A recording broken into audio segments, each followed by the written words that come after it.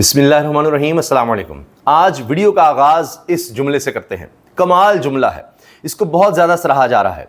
वसअतुल्लाह खान साहब सीनियर सहाफ़ी हैं, डॉन न्यूज़ पे प्रोग्राम भी करते हैं ज़रा हट के, और BBC पर कॉलम भी रेगुलरली लिखते हैं। बहुत ज़बरदस्त आदमी हैं, दानिश्वर हैं और बहुत आला कॉलम लिखते हैं। इन्होंने जुमला लिखा है, सिंध में रमज़ान छिपा और पंजाब में मरीम नवाज़।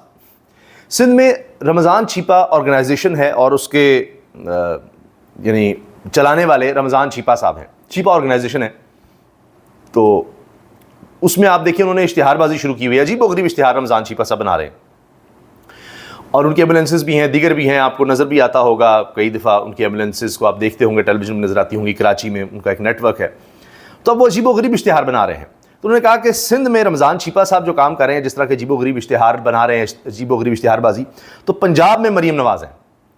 जिस तरह वो एक लगता है कि रिहर्स्ड सा सारा कुछ हो रहा है कि कोई खातून आती है, मैं इसलिए आई हूँ, रोने लग जाती है, वो लिपटती है। मरीम साहब के पास पहले से माइक होता है, उनका सबसे मुख्तलिफ एक जिस तरह होता है तख्त बनाया गया हो, इस तरह की कुर्सी अलग से रखी होती है। सोफ़े अलग हैं, वो भी अच्छे होते हैं, लेकिन पता नहीं कि उनको मुख्तलिफ दिखाना है। जिस तरह कोई मलिका या रानी बैठी होती हैं, तो उस तरह से उनका एक अलग सेटअप बनाया गया होता है। आगे माइक पड़ा होता है, कोई गुफ्तगू करनी है उन्होंने। फिर जब उठकर जाती हैं, कैमरे सारे फॉलो करते हैं, जैसे सबको पता है कि इस वक्त क्या होना है। इसके अलावा आप देखिए, रेडी पर मरीम नवाज़ साहबा की तस्वीर होगी, उसके बगैर वो रेडी वालों से पूछो, जा कहते हैं जी रेडी नहीं लगाने देते। इसी तरह बाज़ारों में जगह जगह पर, बोरियों पर, हत्ता कि वो नारियल की एक दुकान तो नहीं, एक स्टॉल कह लें, एक रेडी कह लें, वो भी बहुत वायरल हुआ, वहाँ भी मरीम नवाज़ साहबा की तस्वीर। तो इसलिए वसअतुल्लाह खान साहब लिख रहे हैं कि सिंध में रमज़ान छिपा और पंजाब में मरीम नवाज़। अब इससे ज़्यादा आदमी क्या कहे, इसके अलावा क्या कहा जा सकता है। अब जनाब यही हालात हैं कि इश्तिहार पर इश्तिहार हैं, लेकिन लोगों में पजीराई फिर भी नहीं है। आप खुद चले जाएं किसी भी जगह पर जो इनका हल्का हो। लाहौर में जो कहते हैं जी गढ़ है, गढ़ है, अब तो सबको पता है, इनके अपने लोग गवाहियाँ देते हैं, यहाँ से हार गए। पंजाब भी इनके हाथ से गया, GT रोड भी इनके हाथ से गई, लाहौर भी इनके हाथ से गया। तो माइक लेकर अगर कोई पहुँच जाए और एडिट ना करे, तो वहाँ पर क्या कुछ होता है। वो चाचा जी जो सामने आए थे, जिन्होंने अजीब-ओ-गरीब जुमले बोल दिए थे, तो वो अब उनकी तस्वीर और दुबई की आ रही हैं। बहरहाल कुछ लोग उसको भी शेयर करें, लेकिन ये गवाल मंडी का इलाका बताया जा रहा है। और यहाँ पर एक बुज़ुर्ग ने कहा कि यहाँ से जीती हुई थी आलिया हमज़ा और 1 लाख वोट यहाँ से उसने लिए, वो जेल में बैठे जीत गई और फिर 5,000 से उसको हरा दिया गया। वो कहते हैं आए तो सही यहाँ पर लोग। आलिया हमज़ा ने 1 लाख वोट लिया, कहाँ से ले लिया?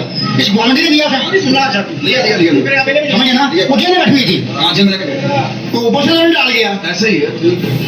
कह रहे हैं कि 1 लाख वोट आलिया हमज़ा ने यहीं से लिया ना, यहीं गवाल मंडी से हम लोगों ने वोट दिया, यहाँ से लिया ना।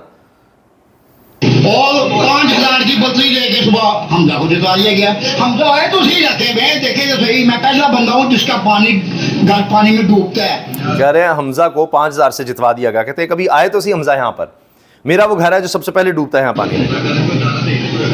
मैं पहला बंदा हूँ कि गवर्नमेंट खाने लगा है। स्पीड से बात करें, हाँ स्पीड से बात करें, जो स्पीड से बात, मैं शोर डालने नहीं आता की तरह बात कर रहा हूँ।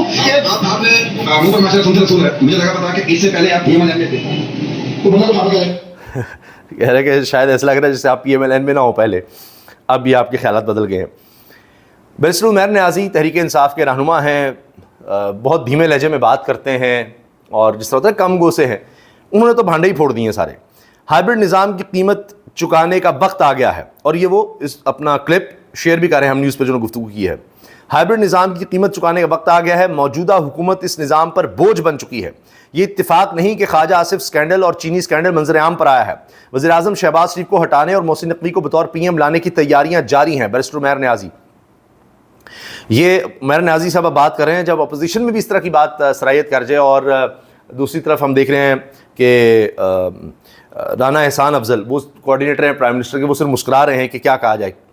तो इस पर अब ये भी बातें आ रही हैं कि वो 2,000-3,000 अरब की करप्शन सामने आ रही है। सिर्फ पेट्रोलियम के चक्कर में 2,000 अरब की बेज़ाब्तगियाँ तो पेट्रोलियम डिवीज़न से सामने आ रही हैं, ये खबरें चल रही हैं। इसके अलावा हज स्कैंडल फिर से सामने आ गया, वहाँ शायद 40 अरब रुपये वो खस्ता हाल इमारतें लग गई, यानी वजारत मजहबी अमूर में 40 अरब रुपये आ गया, वो भी नहीं बची हुई है। सबसे आगे आगे तो पेट्रोलियम डिवीज़न है। जहां 2000 अरब का कह रहे हैं जी, वहां पर बेज़ाब्तियां आ गई हैं। जिस चीज़ को उठाएं जनाब, ऐसी सी बेज़ाब्तियां नज़र आ रही हैं, स्कैंडल नज़र आ रहे हैं नए से नए। अभी एक और चीज़ सामने आई, अंसार अब्बासी साहब ने कहा है कि एक शख्स 32 महीने में 5 लाख उसकी तनख्वाह थी, सरकारी इदारे का CEO, और ख़ुद ही अपनी मरात वगैरह में वो 32 महीने में 34 करोड़ 34-35 करोड़ ले उड़ा है। अंदाज़ा लगाइए। और सारा कुछ यानी तरीके से वारदात डाली उसने लीगल।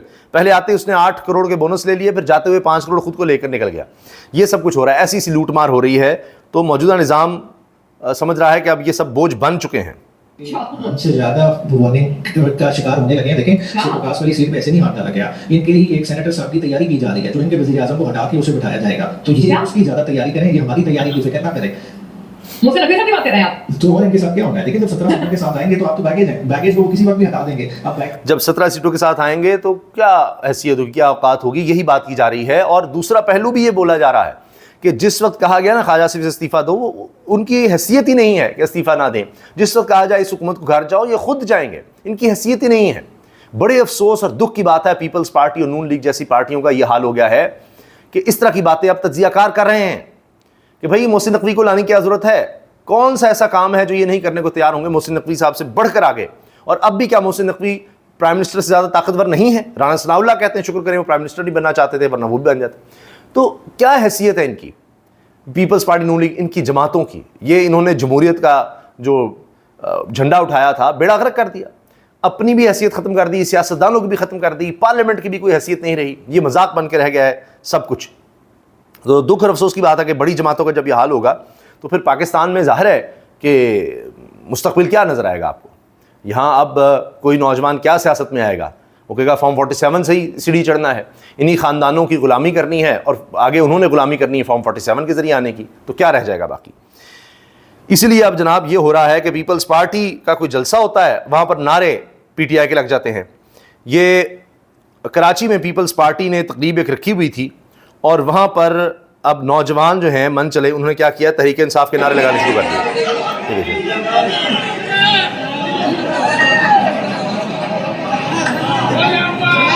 ये देखें आप, फिर वो जो नारे लगाने को ज़ूम करें, ये देखें IIPTI, ये देखें फिर भी IIPTI, इमरान खान जिंदाबाद, और लोग हंस रहे हैं। अच्छा, ऐसे मनाजिर पहले भी देखे गए हैं। अब पीपल्स पार्टी का होम ग्राउंड देख लें, उनका अपना जलसा देख लें, या आप नून लीग का जिसको गढ़ कहा जाता है वहाँ देख लें, लोग क्या बातें कर रहे हैं आपके सामने हैं। और ये बातें ज़ाहिर है ऊपर तक पहुँच रही हैं, लाने वाले बिठाने वाले जो हैं उन तक पहुँच रही हैं। फिर नए नए स्कैंडल्स जिस तरह से सामने आ रहे हैं, सब कुछ ऐसे ही तो नहीं हो रहा। तो नज़र तो आ रहा है कि गड़बड़ हो चुकी है। अब देखना यह है कि कब तक इस सारे सेटअप का बोझ इस्टेब्लिशमेंट उठाती है, क्योंकि उनके लिए भी मसाइल पैदा हो रहे हैं। और इस पर हम अगली वीडियो में हो सका तफसील से बात करेंगे। नईम खालिदी साहब जो रिटायर्ड हैं, उन्होंने भी इस बात के इशारे दिए हैं। ज़ाहिर है उनका भी इतना वक्त गुजरा इदारे के साथ, दिहाइयाँ गुजरी हैं उनकी। तो देखते हैं कि क्या होता है, लेकिन अभी तक चीज़ें सेटल नहीं हो पा रही। अब महज ताबेदारी से चीज़ें सेटल कर ली जाएंगी या कुछ कारकर्दगी भी दिखानी होगी, क्योंकि चंद दिन पहले सुहेल बड़ाइच साहब ने लिखा था कि 2-3 महीने ही हैं, अगर कोई चमत्कार कर सकी ये गवर्नमेंट शहबाज शरीफ की काबीना तो ठीक है, वरना कुछ भी हो सकता है।